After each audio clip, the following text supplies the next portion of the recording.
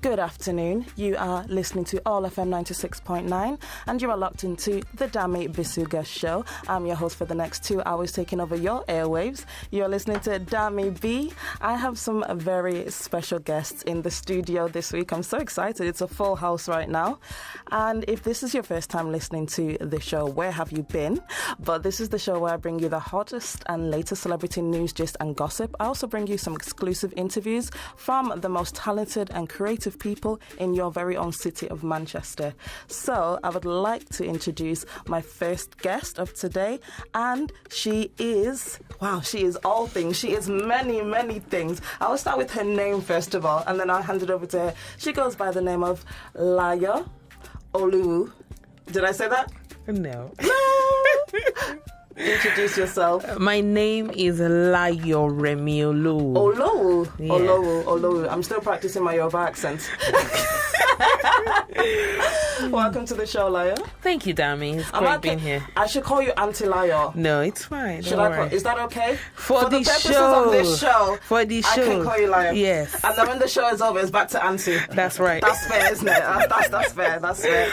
Cool. Okay, so welcome back to you. I want to introduce my next guest for today, and he goes by the name of Dami. Yep. Now, Sule? Yeah, that's my surname, Sule. Is it really your surname? Yeah, that's my surname, yeah. I was meaning to ask, but I said, I'll just ask you on air. No, Sule is my surname, yeah. Oh, okay. Yeah. And cool. And is that... Okay. I've never heard that name before. Seriously? No. It's a short version of... Have you heard that name before? Yeah, it's a Muslim name. Sule. Yeah. S-U-L-E, correct? Yeah. Muslim name. It's a short version of Suleiman. Ah, okay. Yeah. I've heard Suleiman. Very good, very good. So are you Muslim yourself? No, I'm not Muslim. I'm Christian. You're Christian yourself. Yeah, cool, Christian. cool. So it's from Daddy. Yeah, Daddy's family, not Daddy. Excellent. Yeah. Daddy's family. Fantastic. So yes, Layo. Okay, so you do many things, like I said. What I have come to know you for is the beautiful and inspirational show by the name of Blossom.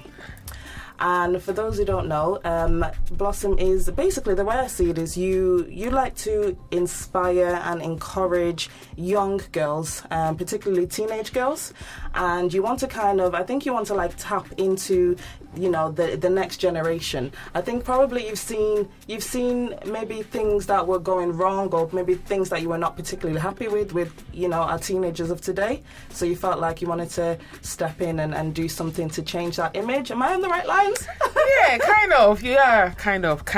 I'll say kind of because Blossom came out of my own personal experience as a woman, and then having friends and seeing things women of my generation are doing. Yeah. And out of annoyance and anger, I'm thinking, I can't watch our next generation behave like this. It's disgusting. Yeah. So wow. I started to, find ways in how to, like you say, inspire them and encourage them and support them to be better women, when they get to our age, basically. Oh, fantastic. We're going to talk more about what you found that was disgusting, because I'm quite intrigued. I need to know what you found that really outraged you at that time. So, yeah, we'll talk more about that. Cool. And, Dami, you are a music artist and poet. Yeah. And, correct. how do you... so how do you decide, okay, when you're writing, this one's going to be a song, this one's going to be a poem? How do you differentiate? I don't differentiate. Okay. I kind of... I just write whenever I feel like to express my emotions or anything. Mm-hmm. So when there is an instrumental, I'll try apply it to that. So it's always poetry. Mm-hmm. It's just when it's an instrumental, I just apply it to that beat and it becomes a music, really. If that makes sense. I see. Yes, It does. Excellent. So we'll be finding a lot more about Dami as well later in the show. Up first, though, we are going to take a short musical break, and then when we come back, how about we get into the celebrity gossip for this week? Because a lot's been happening. So right now I'm going to play Davido and If. And keep it locked on All FM 96.9. Welcome back to the Dami Bisuga Show. Okay, we're going to get straight into the hot gossip of the week. Now, there is an R&B singer by the name of Kiki Wyatt. Now, this story took my attention because she's been married for the past 8 years or so, since 2007 years, since 2010. Now, she's currently 8 months pregnant. and they have another child.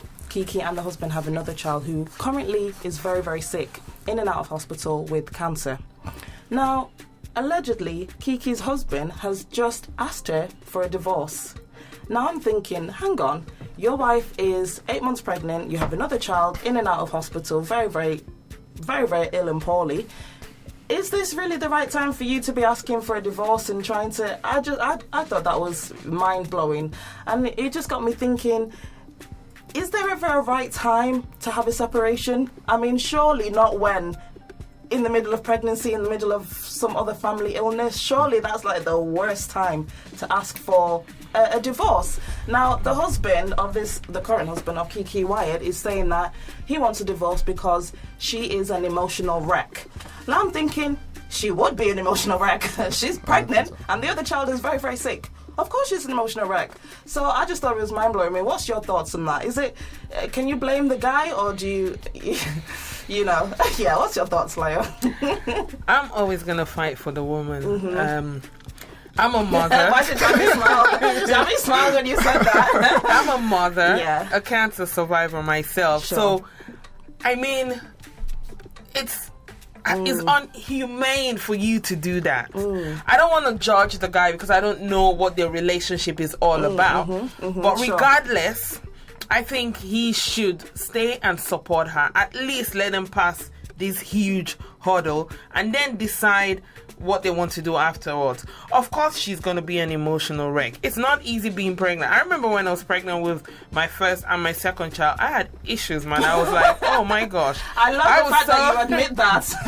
I was irritated. I was sick. I was just all over the place. Wow. Yeah? It's not easy. That's having my child. So Yeah. it's not easy because your body is going through all these changes. Yeah. Your emotions are going everywhere. And then you now have a baby to look after child who's sick. Yeah. It's a lot for a human being to take. Yeah. For a woman, for your wife, and then she has to attend to you as a wife. Come on, my bro. It's too much, man. You can't just back out now. You've got to wait. At least let her go through this big bridge and then decide amongst yourself. Maybe you guys can actually work it out or, decide to go your separate ways. But, okay.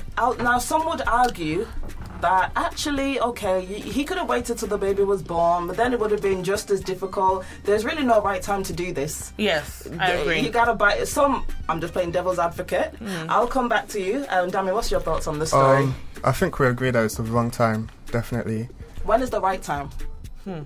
Not then. Not then. But it depends on perspective, doesn't it? For me, if you try to see it from his perspective, it might be the right time. But with divorces, I guess it happens in stages, and it gets to that moment, and you don't really know when, you don't really know what's happening from his point of view. But I think it's the wrong time from the outside. You shouldn't be doing that at that, when things like that are going on. So can you? Okay, I'm glad. I thought as a man you might be like, yeah, I suppose she's crazy. Oh, no, she's an emotional wreck. You can't defend Get that. the heck out of there. There's no way to defend that. That's good. That's good. So for those who might say, well, okay, if even if he waited to serve her the divorce, papers after the baby was born, wouldn't that be even worse? After the second child is here, isn't that worse? Probably. Not worse. It could be.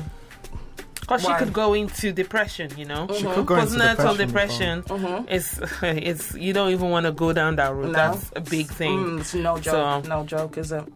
I would say they should try and work it out, to be honest. Go and see a counselor and find out. I mean, they're not Nigerians, because Nigerian people run away from counseling. They think you have killed their life. Especially men. Yes.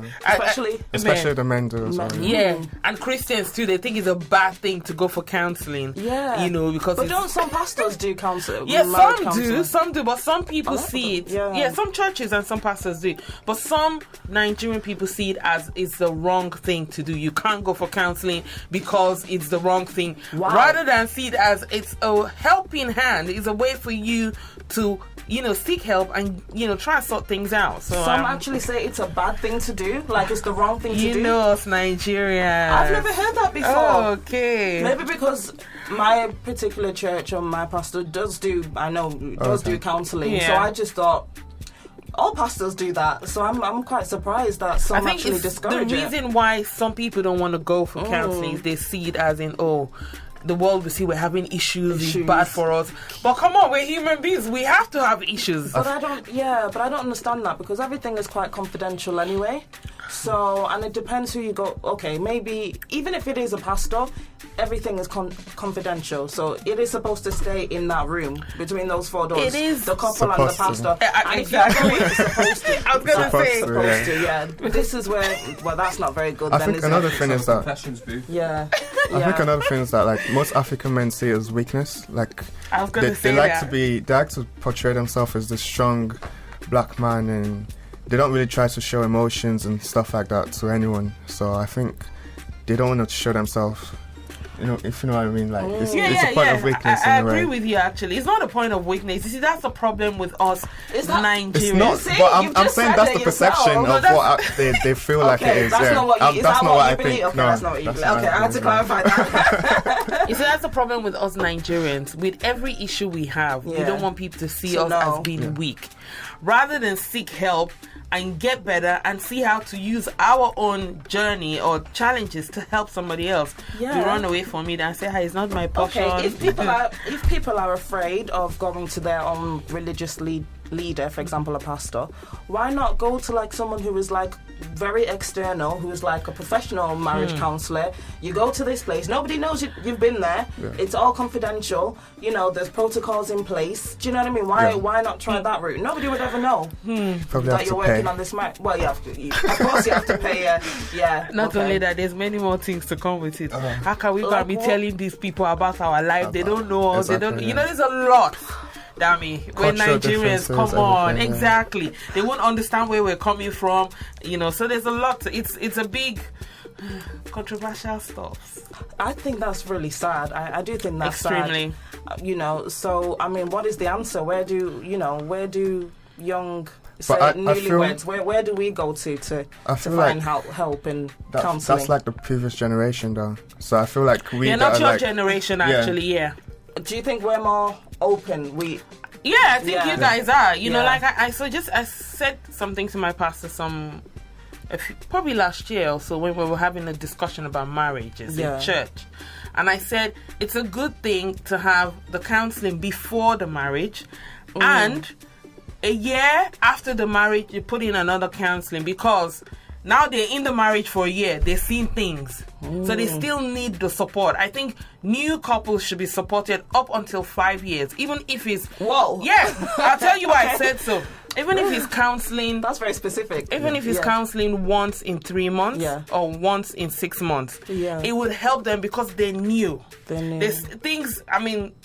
Hey, it's like open a jack in the box, things pop out. And they're like, I never expected that. I didn't know. Although you've had counselling, but they still never hesperidiled. So we need it. We need it, honestly. That's very... I'm going to take that advice on personally. Yes. I remember that. You know, counselling every 6 months for the first 5 years. Honestly. Put that down in my diary, shall I? What's your thoughts on what Layo just said? I think it's worth a try, because marriage is something you can never be ready for, and you don't know what it entails. So it's best to take advice where it's given, really, I think. I mean, speaking of you can never be ready for marriage, that's quite an interesting point. Do you agree with that? Do you feel like if you're scared, right, say you're getting married and you know a part of you is quite like afraid of this new chapter and this new journey you're about to go on, is that normal? Or should you just be like all excited and giddy, no fear, no anxiety, no apprehension?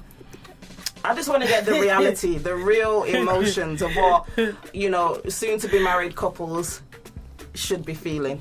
Now, here's how I see things. Please tell me. In life, everything will involve fear. Everything you do will involve fear.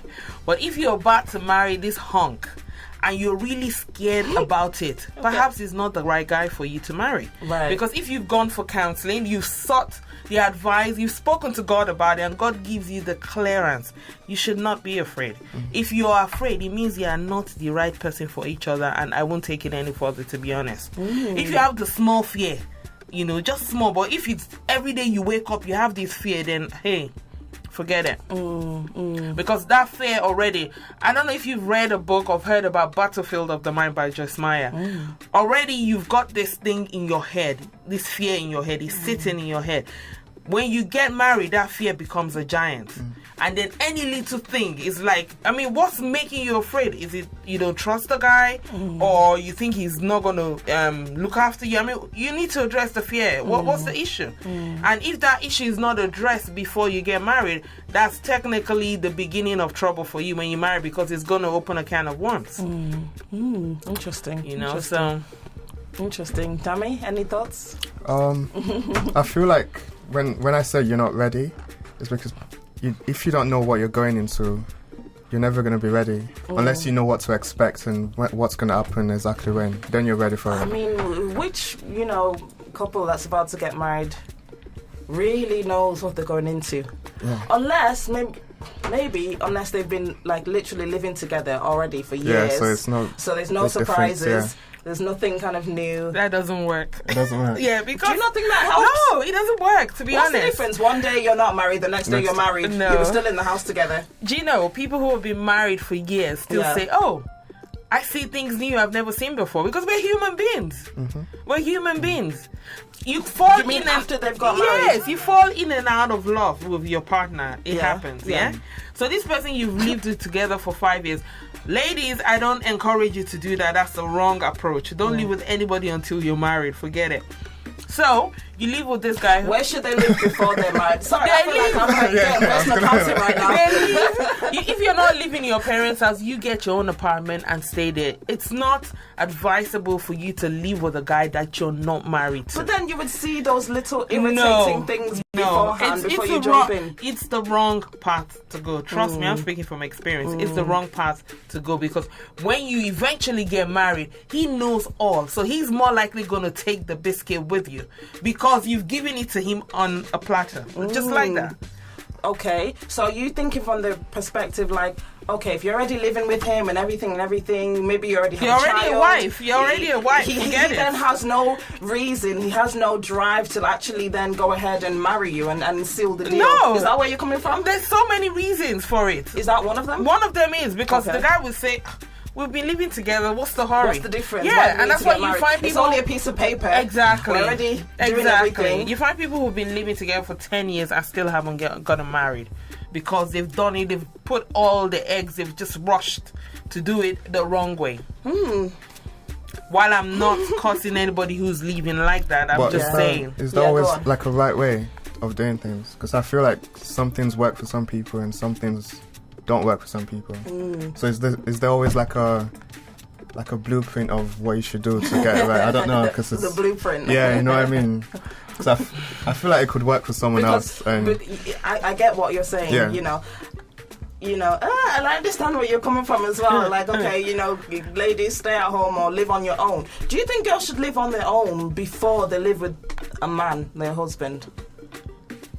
What do you think about girls who go literally from the home, like their family home, mum and dad's home, into their marital home?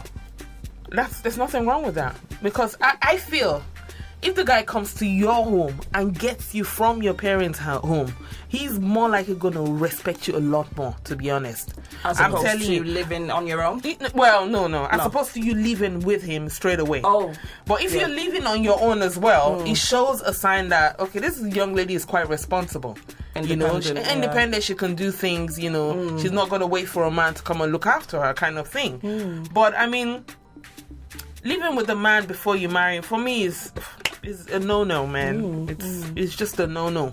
I wonder, the next generation, what's your thought? How old are you, Dami? 20. You're 20. Oh, you're so young. I know.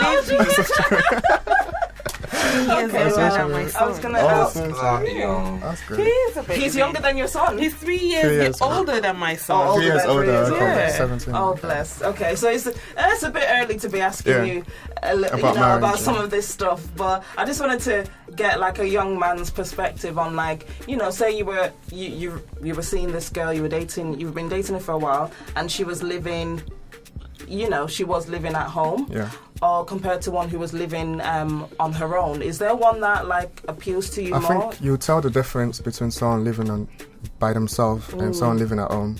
Probably by independence, and they understand like things like financially. If someone's living on their own, they have to pay rent and stuff like that. So they'll probably understand how to manage their money and be independent and responsible. I mean, you could still live at home and be contributing to a lot. It depends how your parents are as well. If you're living at home, in your family house, you could still contribute. Yeah, if your parents are very demanding and stuff like that. But if your parents are not because they're demanding, just because you actually want to help towards the bills in the house. Yeah, that's I guess so. But I feel like you can tell the difference. I wouldn't mind either, because I don't feel like situations really matter in terms of like so I don't think it matters really to me. Excellent. Well, we wish the best of luck to Kiki Wyatt, and girl, stay strong. You're gonna need every strength right now. And we'll definitely follow this story. We'll see if they actually go through with this divorce. I think everybody is going to look at this husband, Michael Wyatt, with a bit of side eye from now on. Like, I'm serious. Like, how could you do that? All right, we're going to take a short musical break, and I'm going to play Malik Berry with Echo Miami. You're listening to All FM 96.9 on the Dami Bisuga Show.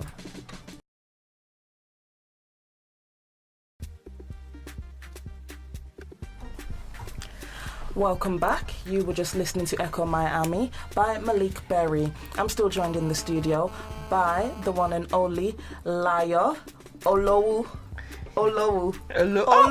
Exactly. And Dami Sule. Like a souffle, Sule. Now, we have time for one more story, and this one is particularly juicy, and this is about Jay-Z, the one and only. Now, apparently, Jay-Z has a love child. Wow. Nobody looks very surprised. I look surprised. I love that nobody looks surprised. Wow. Apparently, Jay-Z, the rapper, the famous rapper, has a 23-year-old son, alleged son, by the name of Remy Satterthwaite. So, obviously, about 24 years ago, before Jay-Z was all famous and everything, he had a love affair with a lady called Wanda Satterthwaite. And allegedly, the product is this young man by the name of Remy. Now, there's been an ongoing, like legal battle. Jay-Z's always like denied it, never really acknowledged this young man, and he has been very, very insistent that Jay-Z is his father. So there's this group in America, like a charity, a non-for-profit organization, and they are called the Family Civil Liberties Union, and they basically try to like unify families together through, and they'll pay for like legal representation and all the legal processes. So this young man has gone through that direction. And because it is Jay-Z, it has obviously gone on a global media scale. Yeah. Now, my question is, this case or battle has been ongoing for a while now. How quick is it? Why have they just not done a paternity test, got it over and done with? Is Jay-Z the father? Yes, no. If he is, deal with it. What's been stopping them? Jay has been basically legally blocking in every way, shape and form, blocking, things so that he does not have to actually take a paternity test to prove that this young man is his. And I just think, like, wouldn't you just want to know and just get it over with and have that peace and, reconcile with this long lost son and make up for the past 23 years? I'm just wondering what's going through Jay's mind and Beyonce's mind. Because, I just think if I was a wife and, my husband allegedly came out and had a love child from 20 years ago, I'd be like, well, you need to know, you need to find out, you need to sort this out. Like, do you know what I mean? We've got our own kids, but we need to know if this person is part of our family too, and deal with it. So what's your thoughts? Who's being dodgy here, Jay or Beyonce? I don't think he wants to know. Well, you just want to focus on providing. If you listen to the 444, he mentions how much he loves Ivy. I don't think he wants to know, because I don't think Beyonce will be happy. One, it just ruins everything, I think. How does it ruin? Okay, why'd you say it ruins everything? Because they've been together for a long time, haven't they? Is it before Beyonce? Yeah, this was 24 before years Beyonce. ago. Yeah, they've only been Beyonce's only been for about 10 years. Right. This is 24 years ago. Oh, there's no problem then. There's no problem. What's your thoughts? Okay, whilst I don't know their life in tutu, I don't want to be judging. Yeah, but no, from the story you have said, yes, for him, for him not wanting to take a paternity test, I think because deep down in his mind he knows that's his son. Now, to be honest with you, if this happened 24 years ago, B has no issues. She has no reason to be insecure, to be worried, to be afraid. Jay has no issue to be insecure, to be worried. Step up like a man. Do a paternity test. If it's confirmed that you are the father, look at how you're going to help your son be a better man. It's as simple as that. He's already a man. He's already a man. 23. A better man. He's missed. He needs to be a better man and build up a relationship. And then, of course, you need to also draw the line with the baby mama, because some of these baby mamas are crazy. You need to understand that, look, the child that is mine is an adult now. So me and you, there's nothing. Yeah, because she can think. American girls are a bit crazy too. I've heard. So she can think she has a way to control. No, she has nothing to say, nothing to do. He's a man. The both men sit down and talk. If the boy needs financial support, if he needs anything to be a better man, his father Jay-Z, just do what you need to do. End of story. And that's about. And Beyonce, of course, if she really, really loves the guy, her husband Jay-Z, and she knows this is his son, her job is to support him, and that's it. She really has nothing to say. She can't tell him don't pay. No, it has nothing to do with that. This was before her. Support him as a wife and shut up, and end of story. That's how my own, like, you're crystal clear on that. I love that. Yeah, because I mean, come on. Yeah, he's a man. There's no issues here. It's very simple. We like to complicate matters for ourselves, you know, so. I mean, I'm not going to lie. I don't know if you've seen his picture, but there is some resemblance there in the nose, in the mouth I saw that area. Bit. Yeah, I saw it when you sent it. You know, just take a look at that. Yeah, I saw it actually. Oh, come on. He is the father. He is the father, yeah.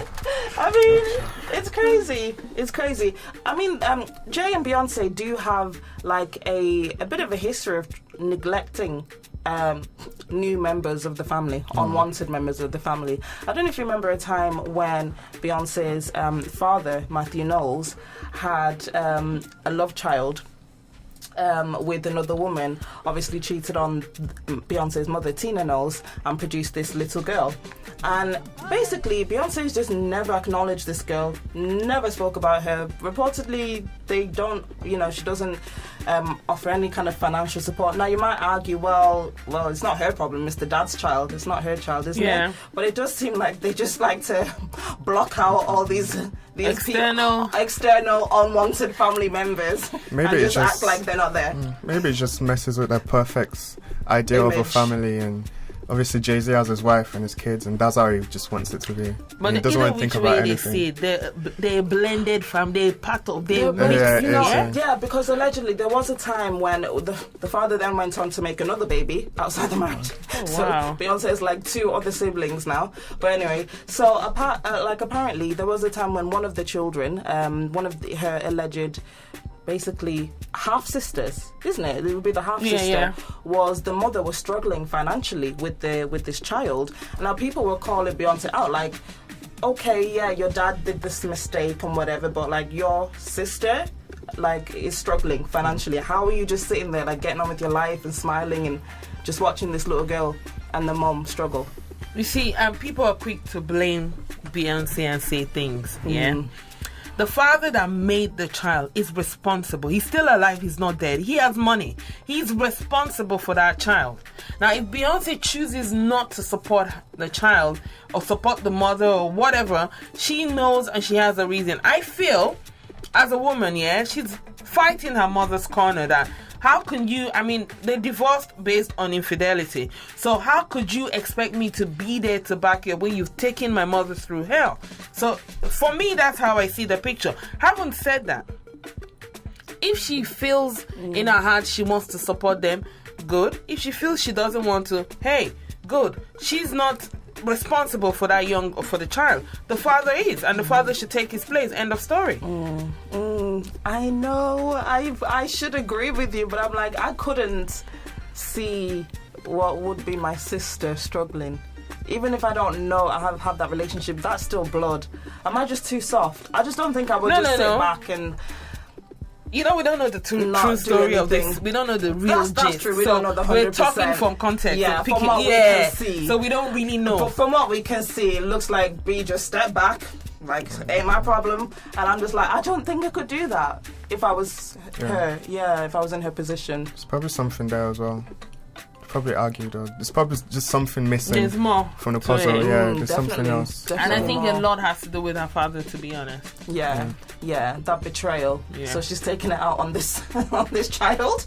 That's not great. She'll change her mind when she see the girl looking like her, and singing and dancing like her. Could you imagine? So yeah, well, we'll keep you updated on that story. In other news. Now, this story has been ongoing. Now, who here loves Usher? Well, when I was younger, we're sort of in the same age bracket. When I was much younger, like he was, I was like, Usher, but now, I'm over him. Yeah. Dami, you're more of the Chris Brown era, I assume. No. Oh, who? Who was the next Usher? Like, after Usher. Chris Brown out there. Yeah, Chris Brown. Yeah, I agree with that. Yeah. Is that more your guy? I don't really like either. I don't really listen to either one of them. But, I don't either. Yeah, but Chris Brown was probably the next Usher. Yeah. Then that was it. Okay, so Usher's been in the media recently because there is a young lady by the name of Quantasia. What a name, first of all. I was going to say, all these dodgy names, they have issues. Yeah. Dodgy name. That was not me. Princess. Quantasia Sharpton.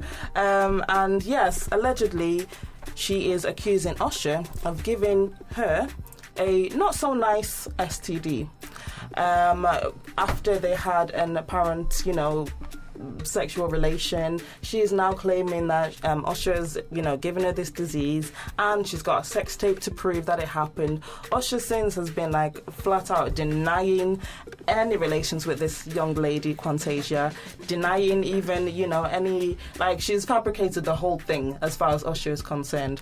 And it just makes me think, are there really girls out there who will just sit there and fabricate stories from thin air, just from thin air, and actually go on to try and sue this person based on this whole fabrication? Or is there no smoke without, what do they say, no fire without smoke, or no smoke without fire? There must have been something going on between Quantasia and Usher for her to have that story. It's possible. It's I don't possible. think so. There's two stories, but I feel like they say there's three. Usher side, Quantasia side, and the truth. I'll tell you. So, what you said before, are there people out there trying to... I feel like this was a crazy place, and everyone's chasing fame and money, and you can make you do anything, really. She could have probably had an interaction with Usher one time, maybe Usher hugged her or something, and she decided to just... So, we don't know, but I don't feel like Usher would do that. Not that I know Usher, but in our heads, we feel like we know him. I don't feel like he wouldn't do that. And if she has a sex tape, then she should release it and let's see. I don't know. What's You're not convinced, though. No. I actually smell a rat, to be honest. Okay. You just took all the words from my mouth. Maybe Usher hugged her and smiled at her. See how cute the guy is. She's like, oh my God, she loves me. And she's been trying to chase him. And of course, he's not paid her any attention. And she's like, you know what? I'm going to take this guy to the bank. And she decides to really mess him up. That's one story. The second story is, yes, they did do something. Unfortunately, both of them, as stupid as they are, didn't protect themselves, and something, the girl caught whatever it is. That's the second story. Now, the third story is the truth. What really happened? We will never know. So that's it. 3 stories. I mean, this girl could potentially get, Is it actually confirmed that she has STD? She does have, herpes. Oh, okay. But it could have been from another guy. But that's not meaning it's from Usher. Yeah, but exactly. she does have herpes. Okay. But does herpes have the name of the person? Exactly. So how would you know? Exactly. Yeah. She could, obviously, what people are calling this girl out for is that, I mean, she could have had this beforehand. She could have been the one, if Usher does have this unpleasant, infection as well, she could have given it to him. Yeah. She could have given it to him. So if he does have it, you can't confirm or prove who's giving it to who. That's my issue with girls, you see. When you do things like this, it really boils my blood. I don't get it. Why do we put ourselves in situations like this to start Honey, with? she was trying to get pregnant by Usher. Come on. That's not bad idea. Come on. She's not thinking about protection. That's not bad idea, is it? She's money. not thinking about protection. It's not bad idea. Have a baby by me, honey, be a millionaire. Okay, that song still rings true. 50 Cent said it, like 10 years ago, it's still true, honey. Crazy world. Oh my. It's hard out here on these streets. It's hard out here, okay? Look at Jay-Z still. We're talking about Jay-Z not accepting a 23-year-old. Some girl wants to get pregnant by force. Okay. Well, that's very no. That's true. Yeah. That's true. Mad a lot of girls think it's a like a golden ticket, yeah. like a meal ticket to riches. Have a baby by some celebrity, by some rich guy, and then all your problems are solved. You know what happened to they will fight hard? That. They will fight it all the way. Pardon? I said, whatever happened to just working hard? It's hard out here in these streets. Okay, people gotta hustle. Exactly. Hustlers. Hustlettes. I love that. Okay, so let's take a short musical break, and we are playing Shining, and this is DJ Khaled featuring Beyonce and Jay. I feel this is quite fitting, seeing as we were just talking about them. All right, keep it locked on All FM 96.9. Raise your level of broadcasting every time you go on the air. Welcome back. You are listening to the Dami Bisuga Show on All FM 96.9.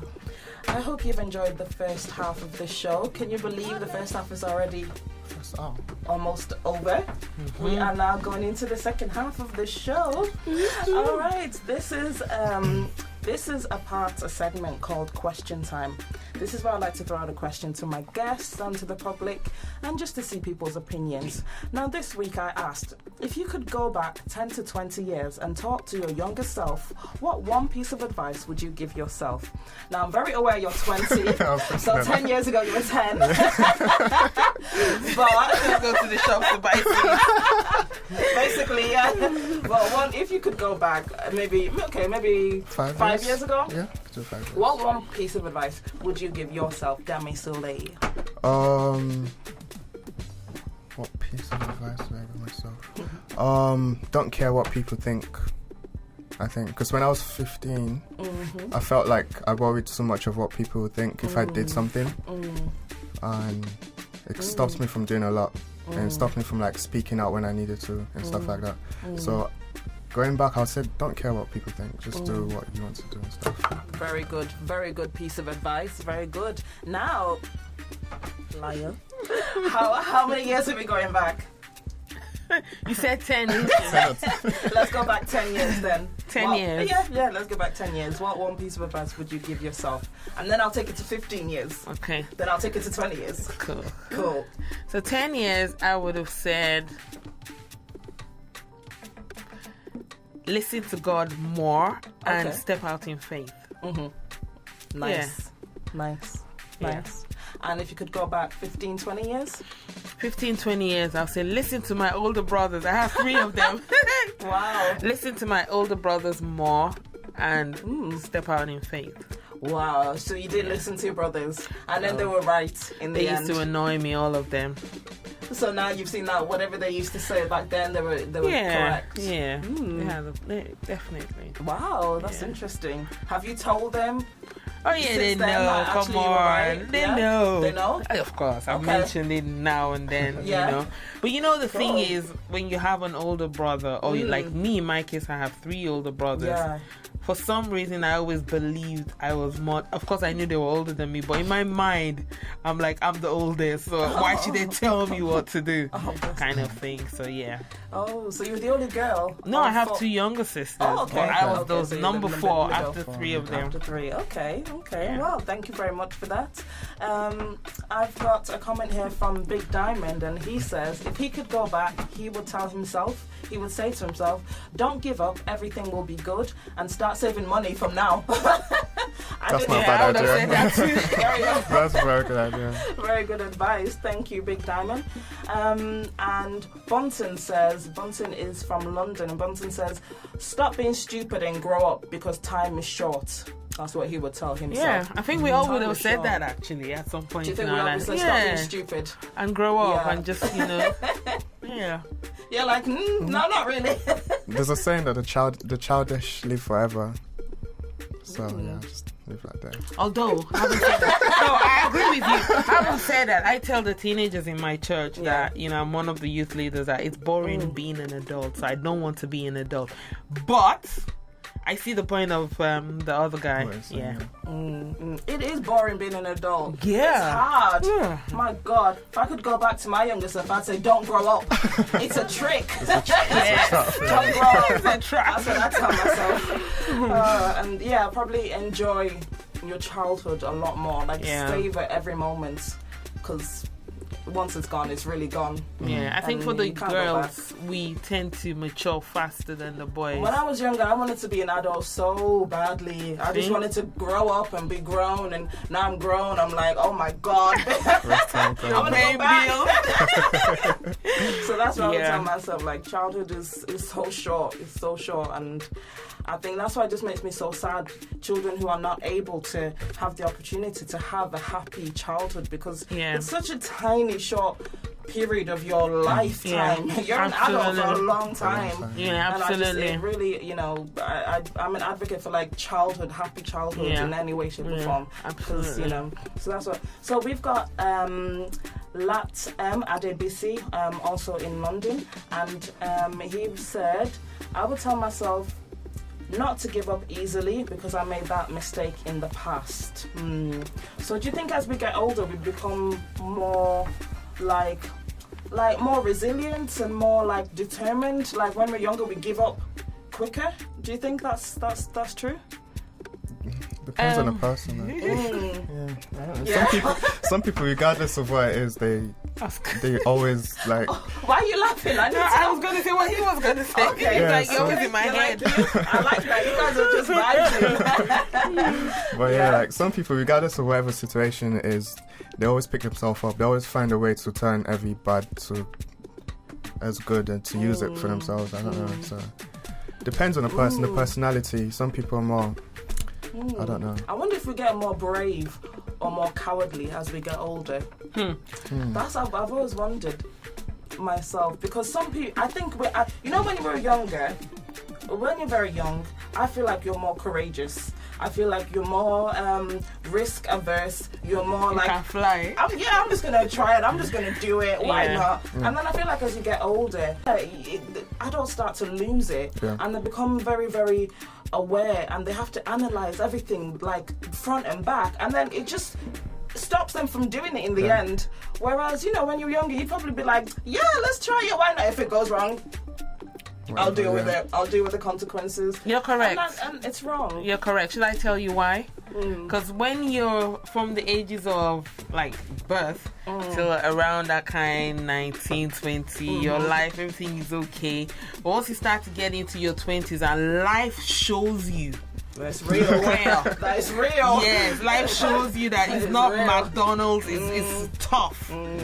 Then you begin to, fear comes in, a lot of other things comes in, and you begin to duck and dive and try to basically make sure you're making the right choices, and you're more aware of things at that age. And I think we're more aware of the consequences the older we are, that I could try this thing, but if it goes wrong, it's actually not just me that's it's going to affect. It's this person, it's my spouse, it's my child. Absolutely. And, definitely that plays a part in it, which I do understand, but then I feel sad when I see some people not taking that step that could actually work out and change their life completely. Yeah. But that fear is actually just stopping them from even trying. Yeah.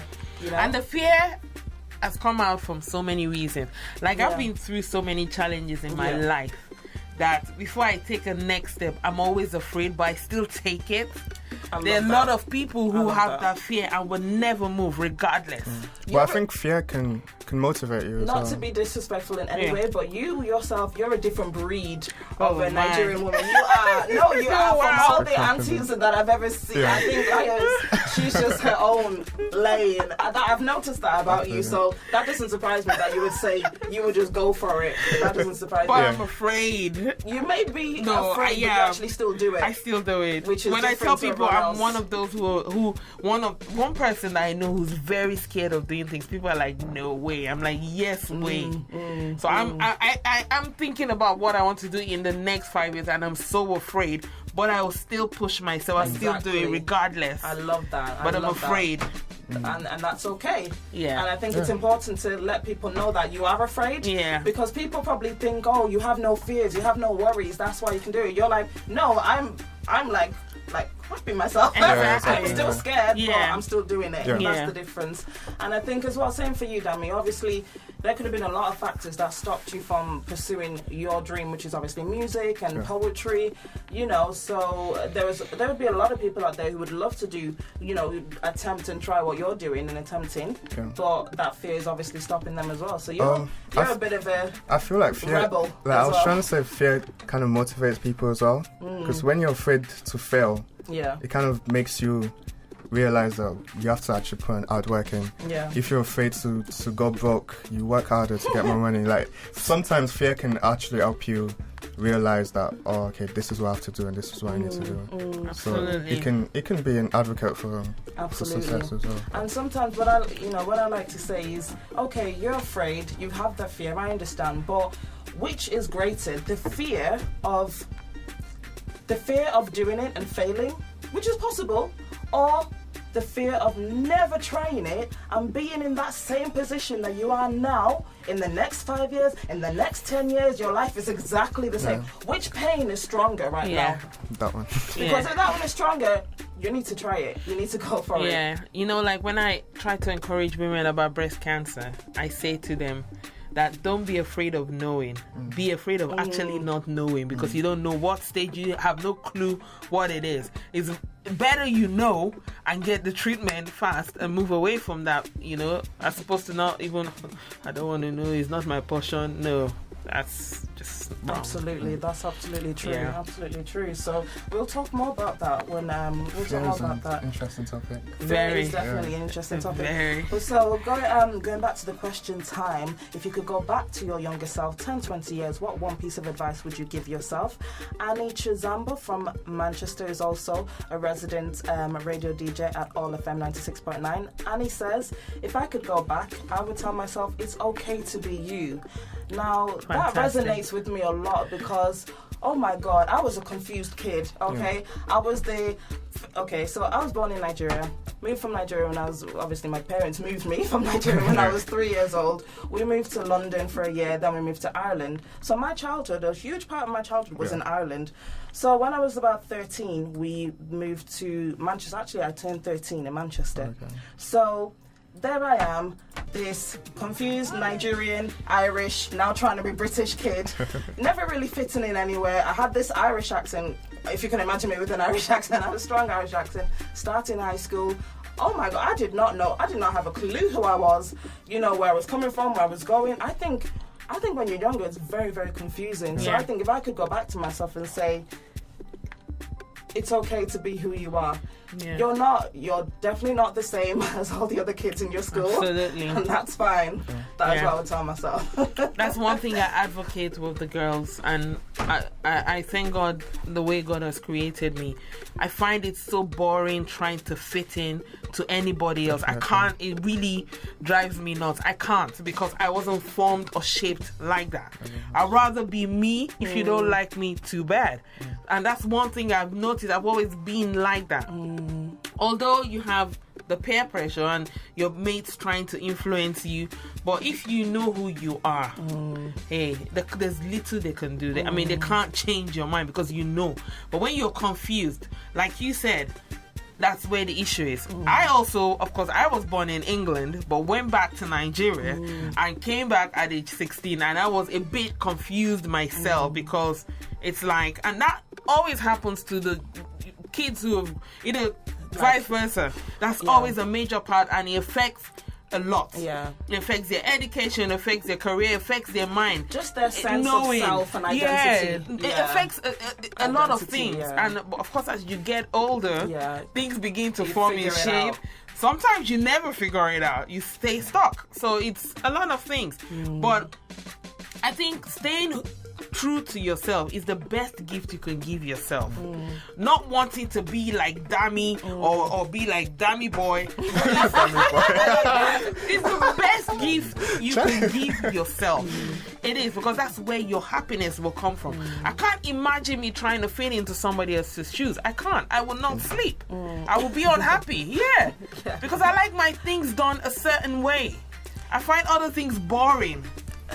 I understand everything you've just said, but you came at 16, so you, to a large degree, already had, that identity to a large degree. Imagine if you were like 11, 12, 13, just starting high school. I mean, everyone knows high school is like the toughest part. Well, anyway, especially if you just survive of your life, if you survive it, exactly. So you want to, in that time, you want to be like everybody else. You don't want to be different because you are noticed. You're noticed when you're different, if that makes sense. And that's a good part of it. But you don't know it's a good part. But at the time, it's not a good part. Yeah, but you see, that's why parents. That's why kids get bullied. And I was bullied as well because, like I said, I was this Nigerian kid with an Irish accent now living in Britain. So, do you know what I mean? I definitely stood out. So it's not always. It's good to be noticed, but at that time, you don't want to be noticed. I feel like you don't have control over it because they pick you out from your name straight away that you're different. Like you don't have control over and then thank you. And then back then, I'm going back. Oh God, okay, more than 10 years when I was in high school, 10 to 15 years ago. It was not cool to be an African kid. So not only was I this, black kid with an Irish accent, I was also an African kid as well. So I had like 3 strikes against me. It's not like nowadays, like all these kids that I'm seeing, they're so proud to be African and, Afrobeat this and African fashion that. And I'm like, wow, I'm so jealous of these kids. I wish we had that back then. We made the change ourselves, to be honest, by promoting our culture. And that's why. To be honest, I'm telling you, because now you go out. I'll tell you. Now you can go out and you can go into any restaurant, but not any some restaurants or some clubs, and you can hear Afrobeats. People can.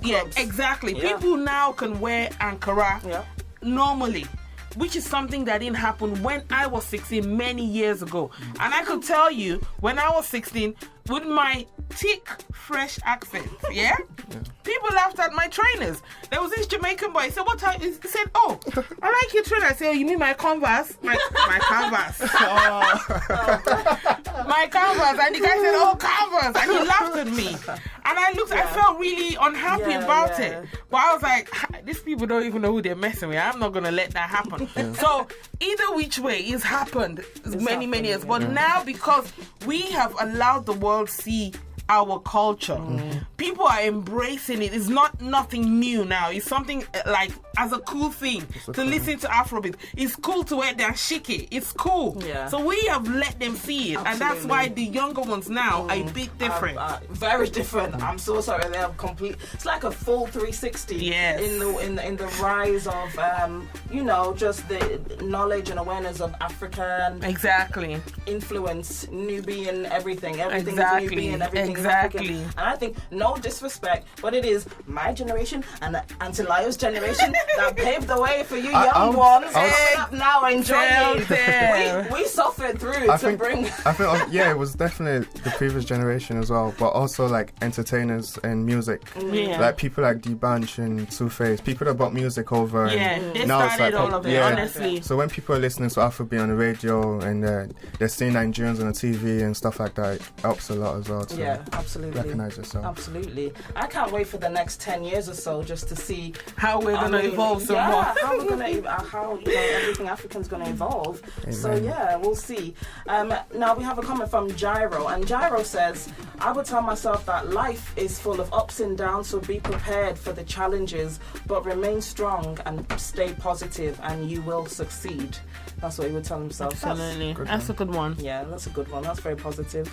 And Keisha Swabe, who was our guest on the previous show, Keisha says, stop worrying about what other people think about you and just live your life, which is exactly what you said, Dami. So we have Jide in London, and Jide says, I would tell myself that I should get more involved with the church and be more proactive in developing my faith in Jesus. Hey. Thank you, Jide. Hallelujah, brother.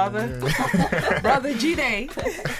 And Mandy from Nigeria says, I would tell myself that there is a time for everything, because with time everything falls into place. Absolutely. And I agree with that. That's from the Bible, actually. I can't. There's a time for everything. Yeah, it is. Lai's gonna get scriptural on us right now. There's a time for everything, because we do rush everything when we want to rush everything. Want to rush to get married, want to rush to, why the rush? Life takes. That's it. All right, so right now, we are going to interview Dami Sule and find out a bit more about him, but I actually want to get straight into the music. Okay. So I'm going to play your song titled Self Love, and when we come back we're going to talk about this hot track, okay? Keep it locked on All FM 96.9. I am liking this track a lot. Dami Sule, Self Love. Right, can we get a clap, clap, clap, clap, clap in the studio? That was a really cool track, Dami. So talk to us, self-love. What brought this song around? And the lyrics are very, very, very deep, I have to say, and I like that. So tell me about this track. I think self-love is self-explanatory, but I kind of wanted to tune it to myself, and obviously I am black and I'm Nigerian, so I kind of wanted to, because of the recent events and stuff not recent, it's always been going on, a lot of people bleaching their skin and people not really liking themselves, so I kind of wanted to promote melanin and being yourself and loving yourself for who you are, whatever colour you are, whatever shade you are as well. So that's what I tried doing. I think the first sentence of that song is like black skin, melanin. Is that right? Yeah, black skin, melanin. That you just go straight to the point.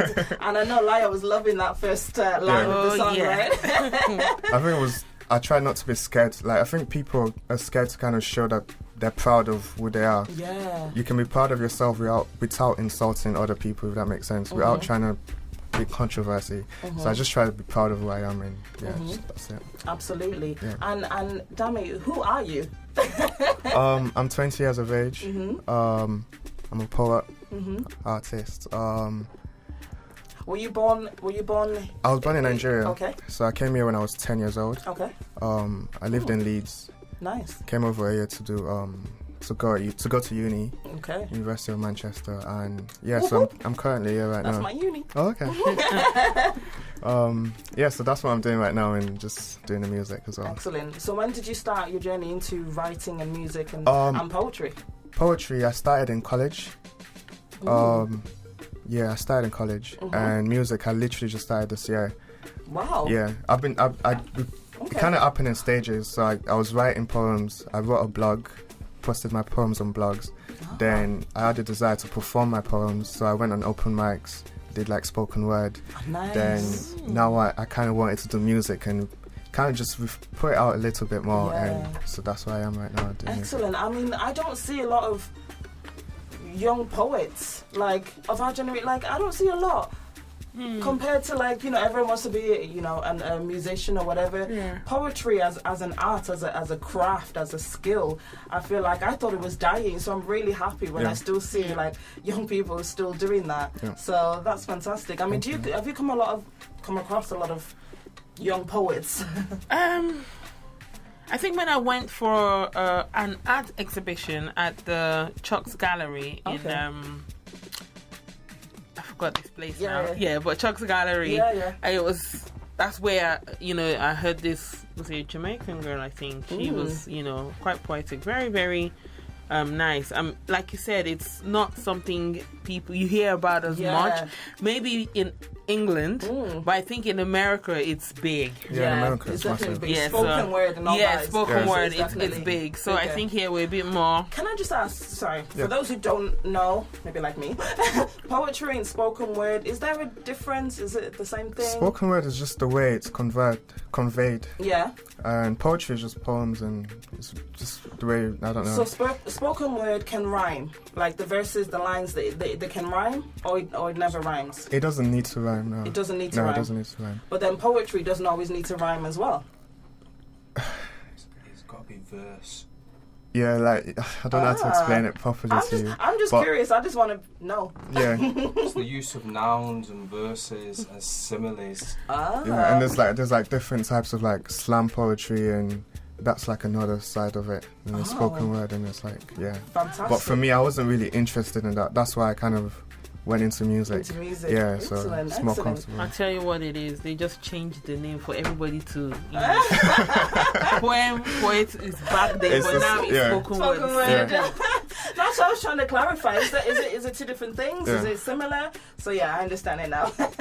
And from the song Self-Love, what is like the main message that you wanted to pass across? From the song itself. It's just self-love. Literally just love yourself and don't seek for validation from people to be who you are. Don't like, because a lot of things that are happening now is social related, Instagram, Twitter, everyone's like seeking some sort of vanity and some sort of to be vain and whatever. Do you think our we're two different generations here. Almost. Still millennial. Still millennial. We're still the same. Don't mind that. You was born in the 80s, weren't you? I'm not millennial. Late 80s. Actually, 90s. So you're I'm going to slap you for that. So you're a millennial because you was born in after 82. After 82, you're a millennial. Is 2000. 2000 is millennial. Were you born in 2000? 97. 97. So he's not even a millennial. No, he's not. He's and you were in 90s as well. No, so we're the same. Yeah, the same generation. I'm separate. Come on, then. She's trying to be like so basically, but what I'm seeing from 18, 19, 20-year-olds now, does it, no disrespect, but does it feel like young people are a bit dumber? No. I'm just gonna be blunt. I feel that they're more a bit, they're a lot more vain, more simple, more worried about things that they really shouldn't be worried about. Vanity and being dumb doesn't really, I don't think it crosses together. But being more vain, because there's more cameras and people can take more pictures. Being dumb, I feel like that. I think things like social media, reality TV, it's just really skewing a lot of young people's minds for them to think about things and worry about things that they really should not be thinking and worrying about and focusing on. That's my observation. It depends how, I don't know. Not for every single 18, 19, 20-year-old, but I'm just seeing a lot of them in the same kind of, path. I think it's all about perspective. Because from my perspective, I see like more younger people are more creative. And they know how to use a camera from earlier. They know how to use a phone. Oh, we don't deny that. So if you utilize them, like technology, you can be a lot more smarter. There's more information. There's more. So it depends how you kind of see it in a way. Fair. I think what's so. your thoughts? I think because times have changed. Yeah, definitely. Like when I had one of my topics at my own radio show, and I said to them, my 1989 is not your 2017. So in this generation, social media, is their language. That does not make them dumb, although for some people it is dumb because they don't do anything else. But majority, it's not because they're dumb, it's because that's their language they speak. That's the only thing that they know. And Yeah. and if you look at the really smart ones and you tap into them, you can see the creativity, you can see money, you can see a lot of good things because that's the language they speak now. It's like saying you come to England, Dami. I Wait disagree now. with both of you. Wait, let me explain. Both of you. I think those people, those intelligent and creative, they're in the minority. I'm so sorry. No, I don't but think the so. majority I don't think are so. simple. So Dami, because you see all of them on the phone all the time, means they are dumb. And the stuff that they be posting, the stuff that they be talking about online, I'm just like, oh my god. If you check their bank accounts, it says something different. A lot of people, they can use that, there's a lot of people that've got, make a living out of social media. Yeah. Yeah. And that's not easy to do. Like, if you try to take someone from a different generation to do that, they won't understand how to do that. But a lot of, we've got millionaires from YouTube just playing video games in their bedroom. Yeah. People on the phone just being models using the iPhone, and they've got. So it's, I don't know, it's how you see it anyway. They are still the minority, but fair. Okay. Fair. And majority of all of them, majority of them still go to school, they go to universities, they progress further in life. Although I would say, I don't want to put percentage because I'm not, but I think the small amount of, I don't want to even use that word dumb. The small amount, simple.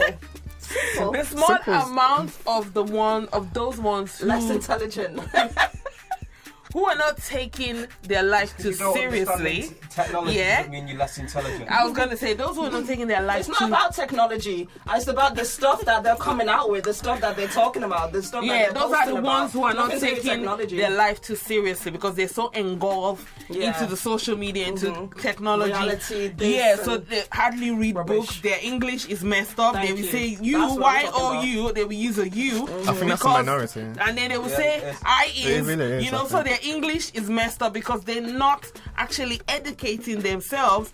They, driving away and thinking, it's the fun stuff, and they're all on, So you have the amount of people who are like that, but you have also the majority who are educated and are going somewhere with their life.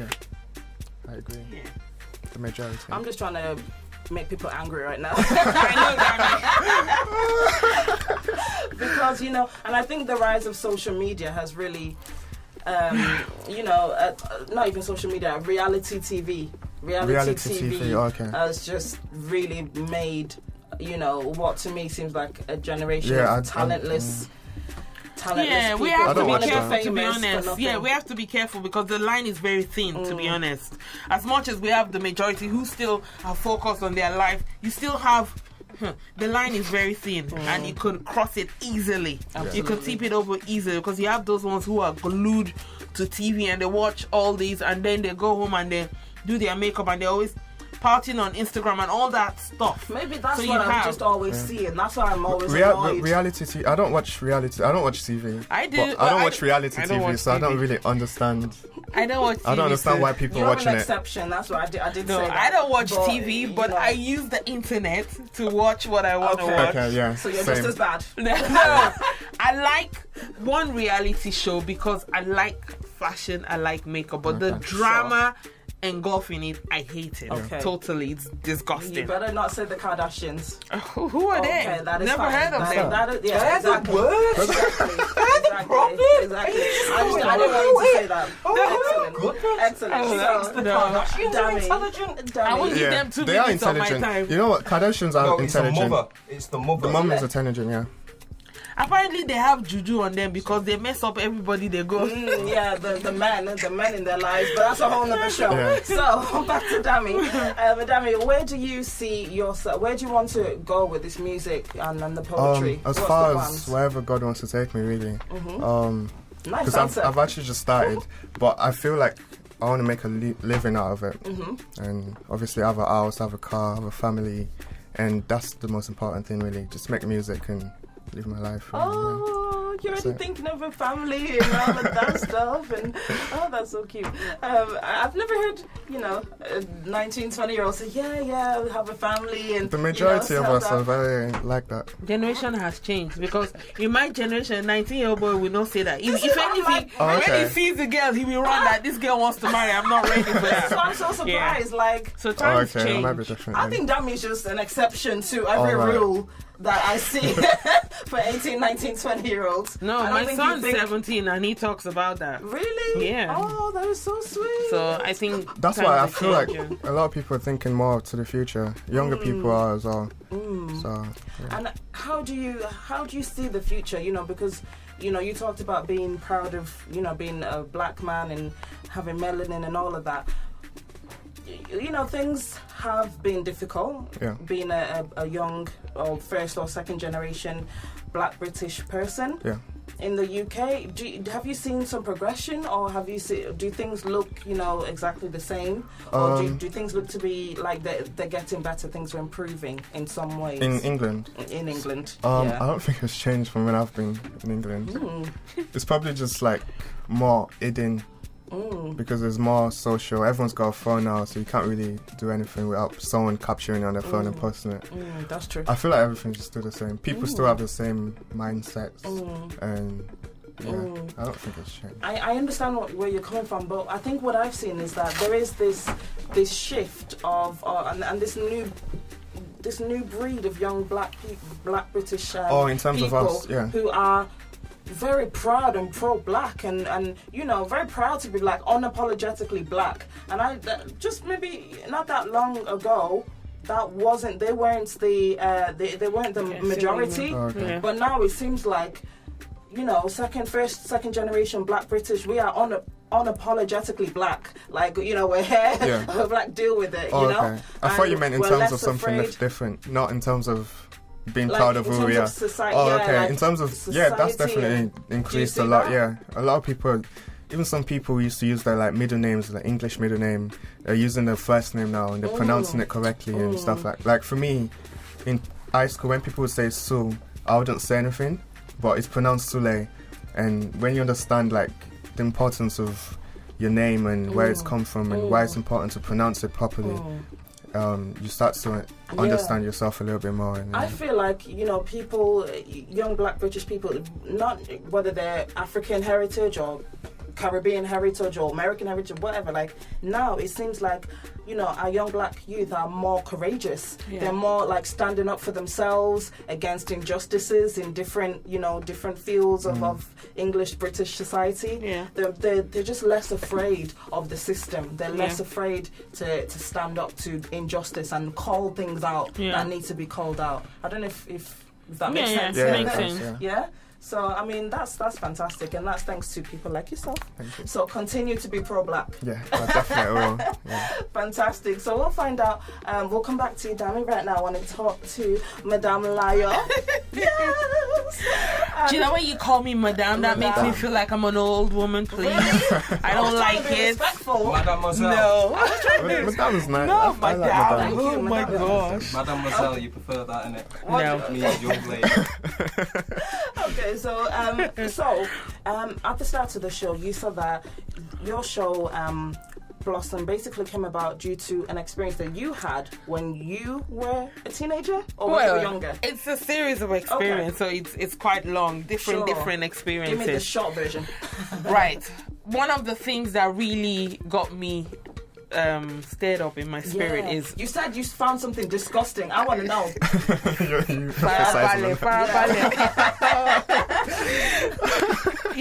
I found that women didn't know how to handle their emotions, and that used to really get to me. I've had a couple of friends in the past, years back, where I might say something small that I think is small, and she has taken it as a big thing, and for days, for weeks, she ain't gonna speak to me. I send her messages, this is my close friend, and she be ghosting me, and I'm thinking, what's going on? So many times I've had to sit with this chick and say, listen, I'm not your boyfriend, I'm not your husband, you're not my baby mama either, so please cut the crap. And so over the years, I have seen it. Apologies for that language. Carry on. Over the You were years, heated, like. but it's not a swear word. Yeah, still. Carry on. Maybe for your generation, right? For the radio, yeah. Okay. Family-friendly radio. Yeah, carry on. Over the years, I've seen women doing so many things, and of course, from my own personal experience, God began to talk to me that look, one of the ways we can stop all of this is to get the younger girls now and start working with them. Molding them. Those who have experienced things, support them, help them get out of it on time before they get to a full-blown adult. You have young girls who have seen their fathers beat their moms, and for them they think that's the way a relationship should be. Now this young girl will not get the support, or she might get the support, but she needs extra support to let her understand that it is wrong for a man to hit a woman. It is wrong to be in that kind of a relationship. When you find yourself or a guy hits you, you need to call for help. So there are young girls who don't know about these things, and they grow up and get a boyfriend who slaps them, and they think it's okay because when he slaps you, he gives you a gift the next day. And so they get into that kind of a relationship, and disruptive. Yeah, and then they become mothers themselves. So it's a vicious cycle, really. So there's so many things. That was one of them. There's so many things that, God made me to just, see and say, okay, we need to work with the young girls. And I love that. I love the idea behind that because, sometimes for, particular generations, it's too late. Yes. The damage is done. Yeah. But if you can go back and get them when they're still young, and that really is the best way to stop and break a cycle. Absolutely. So I love the idea behind that. And okay, so when did you start the show? Because it's been a while now. Blossom, it was me and you. Yeah. Remember? I was on One Nigeria Radio. That's how that was like probably this 5 years ago, I think. Yeah. That's when he all started on the radio, to be honest. And then I moved from that station to another station and carried on. And now I put something else into it. Now we have events twice a year. Excellent. And basically the aim of Blossom is to educate, to inspire and empower the young girls to be better women. And it's Dami's feeling a bit left out. Like, why are you only targeting girls? What about the young boys? Right, I'll tell you, you're not the first. You're not the first. A lot of people have asked me, even my son, and I said, because this is what God wants me to do. Having said that, it doesn't mean I can't work with guys to do something for the boys, because our boys, in particular our black boys, they need it. I'll give you a personal experience to that. My husband is late now, and I find I've got a 17-year-old son. And, there's the void, there's the gap there of not having a father because his father is late. That's one. There's so many other boys whose fathers are there, but they're not there. So those boys need the support. They need role models in the community, in the church. Absolutely. They need role models that say, you know what, I want to work with you. I see something great in you. They need a man to tell them this is the way to go. And this is what you shouldn't do. They need a man to tell them that, son, if you do this, you have to pay for it. They need to let them be accountable for the decisions they make. I agree. So our boys are missing that help. I agree. And I'm a woman. I can't do that because that's not what God has given me.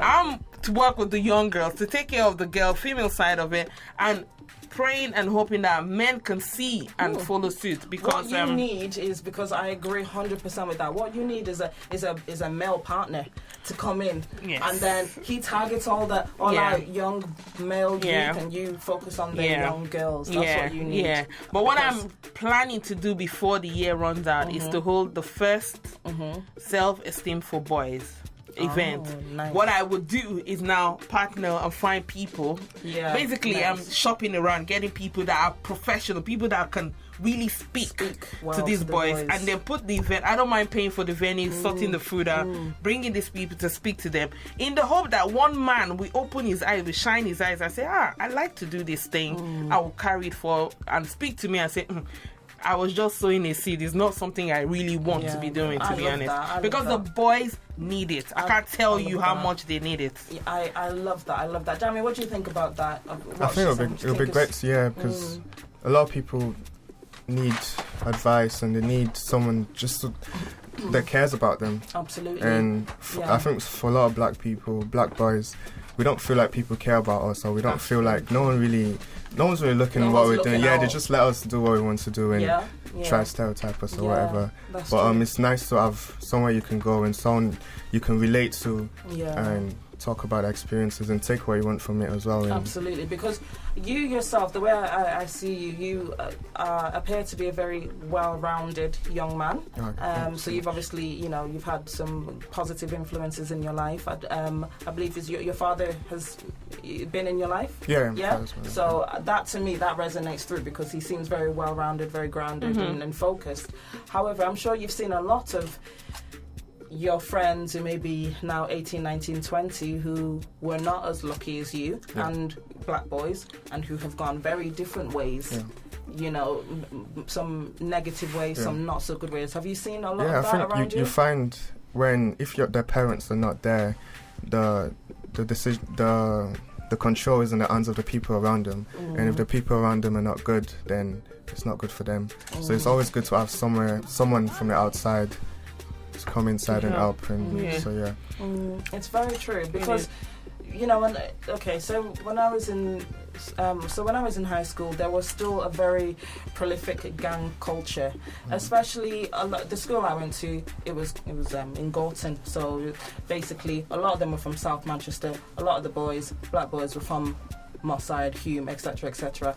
I was, still part of that group that saw black boys dying, being killed left, right and centre. It was just or fighting or something. There was always something related to gangs going up, and I just wonder okay, now for the 18-year-olds and 19-year-olds black boys now, is that still there? Is that being eradicated slowly? Are our young black boys being more more wise now? Are they focusing on different things? I know it is something that I do wonder. It's hard to talk about it when you're not in that, because I can't really speak about it because I'm not really in. You're not in a gang. Yeah, exactly. Yeah. When I was a kid, my parents didn't let me go outside because they were scared. So basically, I don't know about the streets or anything like that. But, that's so sweet. So yeah, it's hard to talk about. I don't know what they're doing.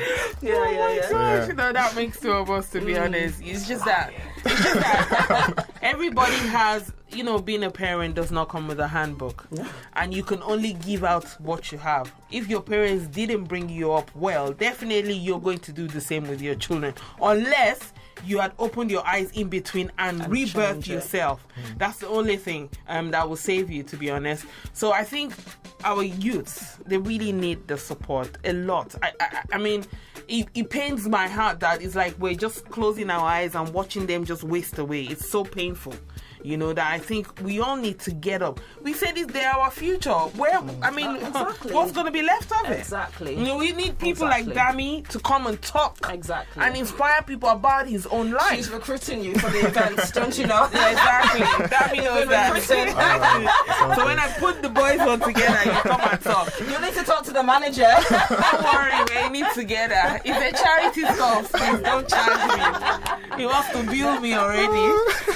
So all these things our young people need, they really, really, really do need them. Fantastic. And where is the, what's the vision? What's the bigger plan? What's your goals for this event? Right. When is it, first of all? Okay. When is it again? The event happens twice a year. And in 2 blocks. Okay. I'll tell you, because Blossom covers from the ages of 10 to 20. I'll say 10. I tell you why I say 10. Girls and boys from age 10 think they're teenagers already. And they know a lot more than their parents think they know. So I think that's the age to get a hold of them.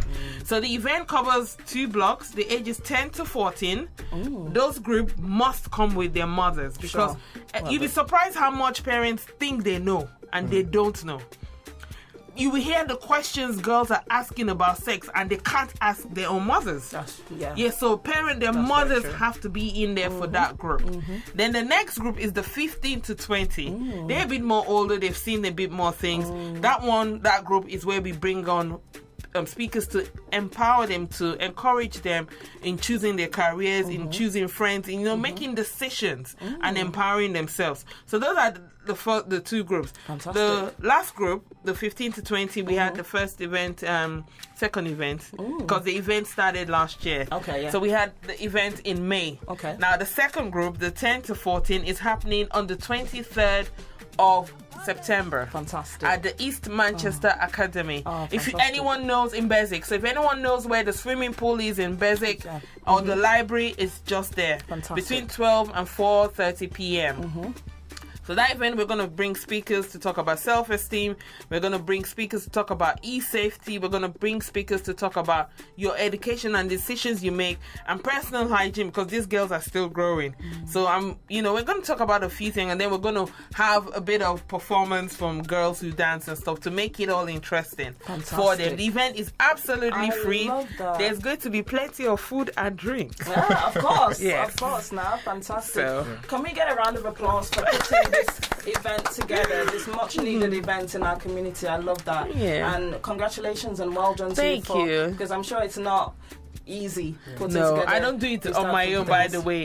Blossom is a charity organization, so I have people on board. So we all work Would you like together. to shout those people out? Yes, there's a list of them. There's a list. There's Mrs. Brown, there's Mrs. Roti Adeosun, there's oh my gosh. Don't forget people. There's Toyin Bangudu, there's Mrs. Tomoloju, there's Mrs. Bada, there's You know what? Just thank everybody. all of them. One I love umbrella, every please. one of them. There's a list is endless. There's plenty, and they Fantastic. always, support. Fantastic. People bring food. People bring drinks for this event, and at the end of it, you hear the mothers say, "Oh my gosh, why don't we have this for women? This is so much interest needed." And then the speakers are from organizations as well. We've got Star Riches, that's Pauline Lehman. We have Beautiful Mind. She's Yika. Yeah, she does a little performance. Oh, fantastic. Then we have Wonderfully Made Women, Ehino Otagbe. Yeah. She comes. Then we have Ronti Adeosun. She talks about health, mental health. So we have fantastic. many speakers. Fantastic. I'm hoping there's a policeman now who's hopefully will come and talk about the e-safety. So I'm Okay. still waiting on his confirmation on that. Excellent. So these are things, And for those who may not know, what's e-safety? E-safety is how to be safe on your world, your new world, which is the internet. The internet. You know how these people, these teenagers, that's their life right now, the Yeah, internet. like- So you need to know how to be safe. You need to know when people use your identity to clone an account and use it to abuse other people, because then bullying comes in and then people are killing themselves because they've been taunted and been bullied online. So there's a lot to go in this. Fantastic. Well, I'm going to make a pledge. Yes. For this next particular event, I am away in Nigeria. However, for Yes. your next event, Yes. I pledge to be a speaker, to be involved in some way in the event. Yo, How about thank that? you, Dami. I'll Thank send it on air now, but I will be you. there. I'm going to I'll put be your happy name to down help. and get some Definitely. information And out of Dami's you. coming too. Yeah, Dami's going to come, for Dami the boy. boys. Dami Dami boy. Dami boy and Dami girl. Oh. Is that a deal, Dami? That's a deal. We'll help Yes. out the next event. Yeah. Yeah, we'll get involved. Definitely. Thank you Inspire the so youth. much. Yeah. Yes, we Fantastic, need it. fantastic. So, okay, so, wow, I'm so excited, And we are literally coming towards the end of the show. Oh, Can wow. you believe time 2 is hours flown? already. 2 hours Wow. already. we've got about 5 minutes. I definitely want to close the show. We've got about 5 minutes to go, but I will be closing the show with your song, and that is titled Write Down. So very quickly, tell us about this song, Write Down. Write Down is the last song. I'm releasing I'm releasing Yeah. a project called Crayons, Fantastic. coming out next Friday. Is that like an EP? It's an EP, yeah, so it's coming out on Spotify, iTunes, Excellent. Tidal, anywhere you can stream music. Fantastic. So with the idea from the EP was to express every emotion and feeling on it, and just that freedom to create what I wanted to create. So Write Down is the last song, and I kind of wanted to create a vibe of just putting everything that I've gone through and not everything I've gone through, but little pieces and make something that would represent the whole EP and represent what I wanted to portray to people. And also just to show that it's not a bad thing to express your emotions and feelings. Like, you shouldn't hide away from it. There's positives from every negatives as well. You can turn it around and make it into a good thing. So Write Down was, that was basically what I wanted to try. Fantastic.